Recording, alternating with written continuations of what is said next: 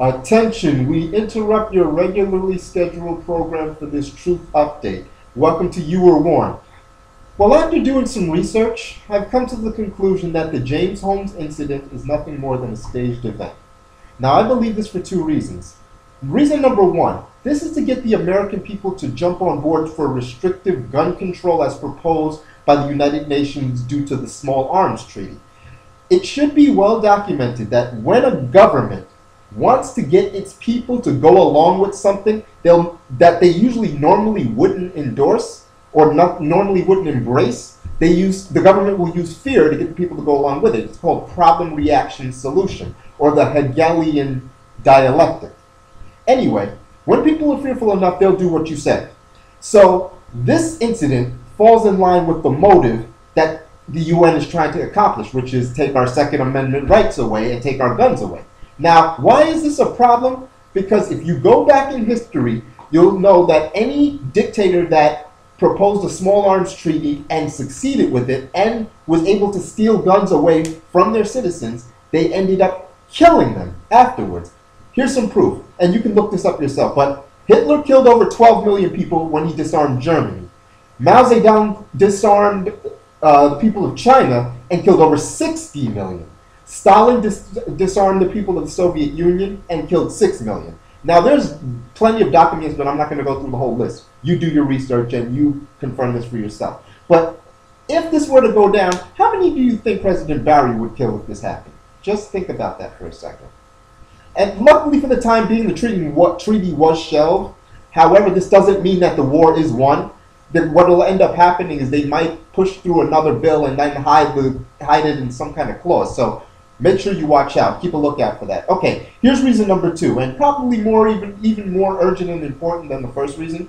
James Holmes' father, Robert Holmes, plans on testifying to a U.S. Senate panel investigating a huge banking fraud scandal that threatens the Western banking system. That means the banks in the U.S., banks in Canada, Mexico, the U.K., all of the European Union. This is going to totally crumble. The information that Robert Holmes has can actually convict and catch the people that are involved in this huge banking fraud.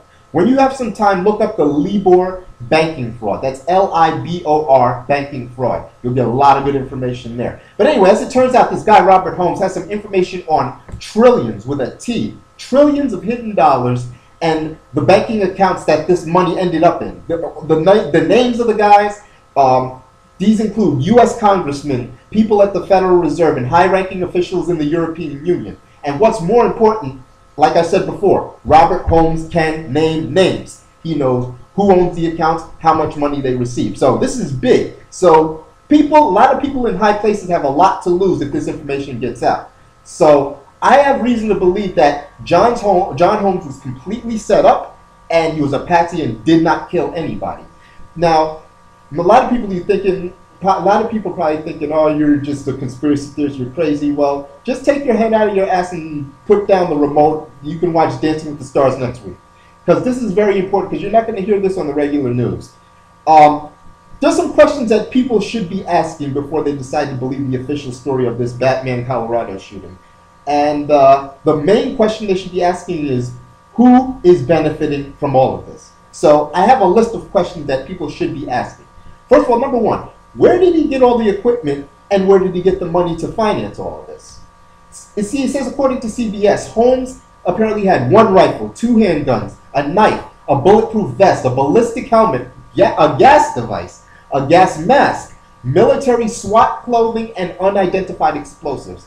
Now, some of these things you can get on your own, but I would like to know, where can you get military SWAT clothing unless you're connected to someone that's involved with the military SWAT team? That's the only place you can get things like that. But it's not like you can go into your local convenience store and say, yeah, I'd like to buy some military SWAT clothing, please. No, it's not going to happen. And then on top of that, where did James Holmes, who was an unemployed medical student, get over $20,000 to purchase his equipment? That's a lot of cash. That's connected to someone who has a lot of money, who can absolutely afford all this weaponry and all this equipment. Next question you want to ask yourself is, where did he get the training to do this? You got to understand, like, this was someone that people refer to as someone very introverted, very shy, didn't talk much, mild-mannered, you know. No criminal record. These are important things you have to realize, and then all of a sudden he has training like a professional black ops hitman. I mean, what kind of sense does that make? Who would have that professional training? Maybe an actual black ops hitman, an absolutely well-trained, professionally trained hitman. That's who would have this. That's who would be able to put this together.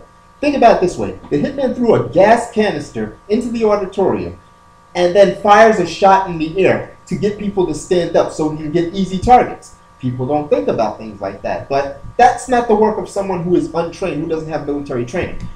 Number 3, why was it that Holmes's mugshot was taken the day of his court date and not the day of his arrest? If you think about it, if you have been arrested before, anybody that's been arrested, think about it. They take your picture the day you get arrested, yes, not the day you go to court. Yes, yes, yes. So apparently they decided to wait till the day of court. So why do that? He was arrested on a Friday, and his court date was on a Monday. And for those who ask me, how do I know that his mugshot was taken the same day as the court date? Look at the facial hair. You have you can find pictures of James Holmes all over the internet. So look at his mugshot and then look at him in his court. He has the same facial hair. So facial hair, even with 3 days, you can see, like, if his face was shaved, within 3 days, facial hair can grow. But he has the same type of facial hair. So if you look at that, you can see it's the same thing. Okay, number 4, since we're on the topic of the mugshot, why was he drugged? It's apparent.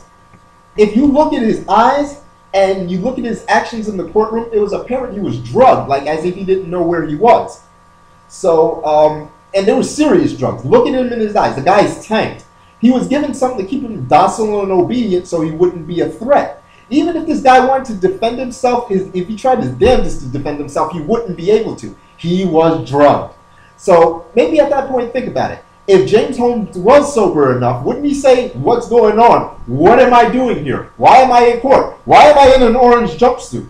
Why is my hair red? These are questions he probably would, if he was coherent, these are questions he would be asking. Nice. Okay, so this leads me to number 5. Why was it that Holmes had no recollection of what's going on? Sources say that an employee from the Arapahoe County Detention Center said that Holmes claimed that he didn't know why he was in jail. This leads me to believe that no doubt he was drugged while his future was being unknowingly planned out for him. Question number 6, think about this now. Why is it that there is not one witness inside the movie theater that can identify James Holmes as the shooter? Remember, the shooter was wearing a gas mask, and this is obvious because he threw a canister into the theater. So you're going to have a gas mask, especially going to shoot somebody, you need to see, and you need to breathe too anyway. But no one can see the shooter's face. He has a mask on. And so this leads you to think, how do we know it's James Holmes? Who knows who it could have been? And like I said, as I went before when I said with question 2, where did he get the training? There's no doubt in my mind that James Holmes did not have the available training to execute a mission like this on his own. So you couldn't even tell like who the skin color of the shooter was because he was wearing gloves. If he has gloves on, he has a mask, who the hell knows who it could be? So finally, this leads me to, why was it that eyewitness Corbin Dates confirmed seeing another suspect?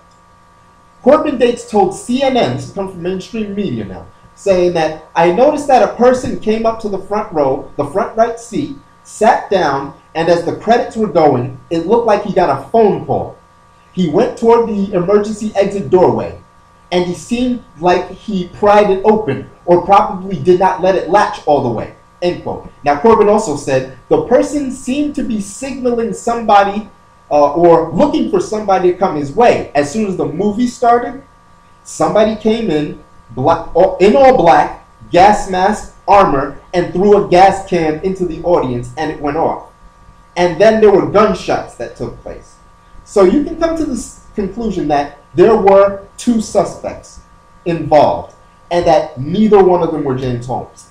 People may dismiss this as mere conspiracy theory, but you need to tell your brain, to tell your mouth, to tell yourself that it was possible that you have been played.